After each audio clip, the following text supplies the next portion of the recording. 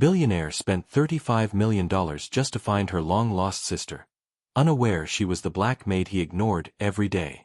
Charles stood frozen in the doorway, staring at the woman in front of him. Clara. His sister. After spending $35 million on private investigators, genetic tests, and endless leads, he finally found her, working as a maid in someone else's home. His heart pounded. The woman standing there, older now but unmistakably familiar, wasn't a stranger. She was the sister he'd lost as a child. The sister he had spent decades searching for, but never once saw. Clara met his gaze, her expression unreadable. "I know who you are, Charles," she said softly. "I've been here all along." He had been searching for her, but she had been there, taking care of him when he was too young, too blind, to see. And now, the reunion he'd imagined for years didn't feel like a celebration. It felt like a confrontation. Have you ever lost touch with someone close to you? What would you do if you found them after so many years? Let me know where you're watching from. Charles could barely process the words Clara had just spoken. "I've been here all along." She wasn't just the sister he had spent millions searching for. She was someone who had silently watched over him, cared for him, but remained invisible to him. All those years of longing for connection, for family, and here she was, standing in front of him, but not in the way he'd imagined.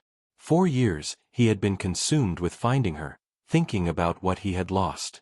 He'd imagined a joyful reunion, a moment where everything would fall into place. But now, as he stood there in the dim light of the kitchen, it felt more like a confrontation than a reunion. Clara wasn't excited. She wasn't jumping into his arms. Instead, she simply stood there, waiting for him to say something, anything, that would justify the years of silence between them. I never knew. I didn't even know you were here, working for us," Charles finally said, his voice thick with emotion. Clara gave him a slow, measured look. She wasn't angry, but there was a coolness in her demeanor that made him uncomfortable. "I know you didn't," she replied. "You were a child, but that doesn't change the fact that I was here. I watched you grow up. I cared for you like you were my own. And you never even knew I existed beyond the uniform I wore." The weight of her words hit him like a slap. Clara hadn't just been an employee. She had been a caretaker, a protector, the one who had ensured his comfort and safety, but he had never once acknowledged her as a person. He had never asked her about her life, her story, or even her name beyond the role she played in his family's home. He had never seen her. "I didn't know, Clara. I didn't know what it was like for you," Charles said, his voice almost a whisper, as if he was speaking to himself. He could feel the guilt rising within him. "I didn't know you were my sister, or that you were the one who had been there all along. I'm so sorry." Clara looked away for a moment, collecting her thoughts. When she spoke again, it was soft but firm. "It's not about what you didn't know, Charles. It's about what you never bothered to see. I was here every day, but I was just a maid. You never once asked me who I was, what I wanted. You never saw me as family." Charles felt a lump in his throat. His mind raced, trying to piece together everything he had missed over the years. He had always been the one receiving, the one at the center of attention. How had he not noticed the people around him? How had he never seen the ones who truly cared for him? He took a deep breath, feeling the weight of his own ignorance. "I don't know how to make it right, Clara. I've spent so many years trying to find you, but I missed everything. You were always right in front of me." Clara remained silent for a moment, then gave him a small, knowing smile. "You can't fix the past, Charles. But maybe you can start seeing people for who they really are. Maybe you can start seeing me, not as someone who worked for you, but as your sister." Her words hung in the air between them, and for the first time, Charles realized just how much of his life had been built on a foundation of ignorance. He had spent so many years searching for something, someone, that was right in front of him the whole time. Could he truly make amends? Or had the years of neglect left a scar that could never be healed? The days after their first conversation were filled with a quiet tension. Charles felt an emptiness inside, a hole he hadn't noticed until Clara's words had cut through him. He had spent decades pursuing wealth, success, and connections, but all of it had been superficial. None of it had been real. Now that Clara had confronted him with the truth, he was left questioning everything he'd built, everything he'd thought he understood about relationships and family. He had been searching for something that had been under his nose all along. Charles reached out to Clara several times, but she remained distant. She wasn't cold or dismissive, but she wasn't embracing him with open arms either. She wasn't ready to forgive him, and that realization hit him harder than he had imagined. The more he tried to make things right, the more he realized how much damage had been done. He spent long nights alone, staring out the window of his penthouse, replaying his childhood in his mind. He thought about the moments he'd taken for granted, those quiet afternoons when Clara would come into his room, cleaning or offering a kind word. He had never seen the woman behind the uniform. He had never seen her as a person, let alone as family. All of those little moments now seemed like missed opportunities. One afternoon, he showed up at the house where Clara lived, desperate to speak with her again. He rang the doorbell, his heart pounding. When Clara answered, there was no anger in her eyes, just a quiet sadness. "I know I don't deserve your forgiveness, but I want to try," Charles said, his voice shaky. "I want to know who you are, Clara. I want to hear your story. Please." Clara hesitated, her expression unreadable. Then, after what felt like an eternity, she stepped aside and motioned for him to come in. Charles followed her inside, feeling a sense of apprehension. They sat at the small kitchen table, and Clara began to speak. "I was just a kid when I came to work for your family. I had dreams, Charles, dreams of going to school, of making something of myself. But I had to put that all on hold. I had to take care of your family, be invisible, and never ask for anything. I watched you grow up, but you never once saw me as more than a maid. I was always in the background, but I was there, every day." Charles's heart ached as she spoke. The words she said weren't accusations, they were truths that he couldn't deny. He had been blind to her life, to her pain. She had been part of his world, but he had treated her like she didn't belong. She had sacrificed everything for him, and he hadn't even acknowledged it. "I'm sorry, Clara," Charles said quietly, the weight of the years pressing down on him. "I didn't know. I thought I was the one who lost everything, but I didn't see you. I didn't see what you gave up. What you gave for me." Clara's eyes softened, but there was still a guarded sadness there. "You can't change the past, Charles. I didn't want your pity or your money. What I wanted was something simple, to be seen for who I was. I've carried this burden for so long, and I'm not sure I can just forget it."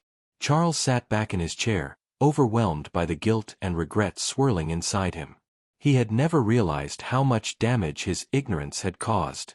He hadn't just lost a sister, he had lost the opportunity to truly know someone who had cared for him. But now, there was no going back. Clara was right. The past couldn't be undone.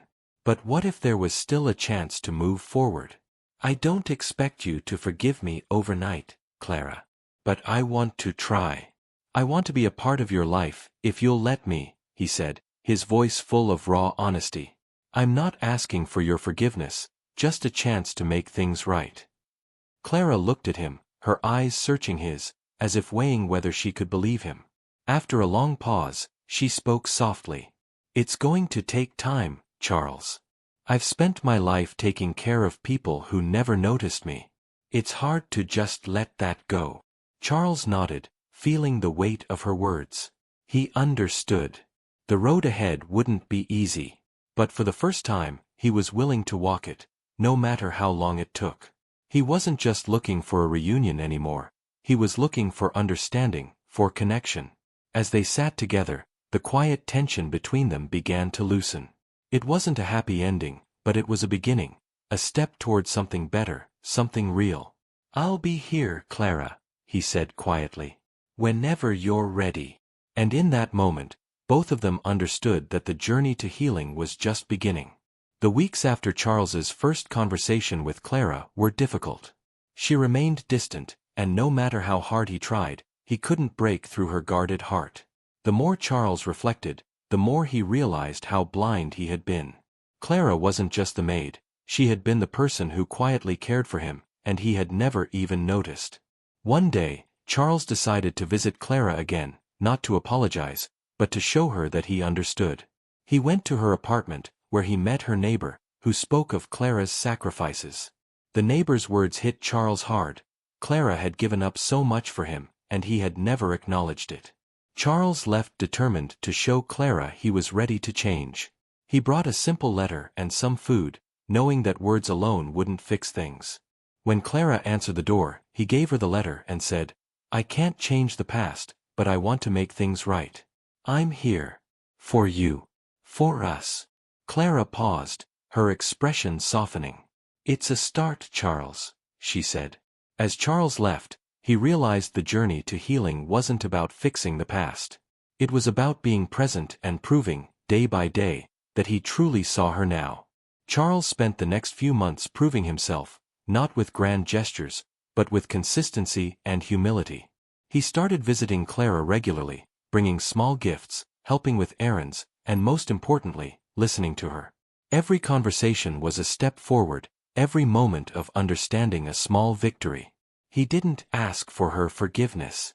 He simply wanted to show her that he was different, no longer the selfish, blind man he had been. Clara remained cautious, but she didn't push him away. She began to see the change in him, the genuine effort to rebuild what had been lost. Slowly, their relationship began to shift. Clara started sharing more about her life, her struggles, and the dreams she had put aside for so many years. Charles listened, no longer as an employer, but as a brother, truly hearing her for the first time. One afternoon, as they sat in the small park near her apartment, Clara looked at Charles, her eyes soft with vulnerability. "I never wanted your wealth or your pity, Charles. I just wanted to be seen. I wanted you to know who I was." Charles nodded, his voice thick with emotion. "I see you now, Clara. And I'll never stop showing you that I do." For the first time, they didn't just sit in silence. They shared a quiet, mutual understanding. There was still a long way to go, but Charles finally understood what mattered. It wasn't about finding his sister, it was about being the person she had always deserved. As he left that day, Charles felt a sense of peace. The journey wasn't over, but he knew that for the first time in his life, he was truly present. And that was enough. Months passed, and Charles continued to show up, not as a man with money to fix everything, but as a brother who had learned the hard way what it meant to care. His life was no longer about success or empire, it was about real, honest connections. Clara, though still reserved, started to trust him again, little by little. One evening, as they sat on the porch of her apartment, Clara turned to him with a softness he hadn't seen before. "You've changed, Charles," she said quietly. "I never thought I'd see this version of you, but I'm starting to believe it's real." Charles smiled, feeling the weight of years of regret lift a little. "I've learned that you can't fix the past, but you can make the present better." The healing wasn't complete, there were still moments of silence, still some walls to break down. But Charles and Clara were no longer strangers. They were family, learning to love and trust again. At the family gathering the next year, Clara sat beside Charles at the table, not as a maid, not as someone who had been overlooked, but as a sister truly seen. There was laughter, stories shared, and an undeniable warmth between them. Charles looked over at Clara, feeling the peace he'd longed for. He didn't need a grand reunion. He just needed to be present, and that was enough. As the evening drew to a close, Charles stood and raised his glass to Clara. "To family, to seeing each other for who we truly are," he said. "And to never taking each other for granted again." Clara's smile was everything he had hoped for, a quiet, knowing smile that said more than words ever could. The story wasn't just about finding a lost sister. It was about seeing each other, truly seeing, and finally understanding the value of what had been right in front of them all along. If this story touched your heart, please give it a thumbs up, share your thoughts in the comments, and subscribe for more heartfelt stories. Thank you for being part of this journey.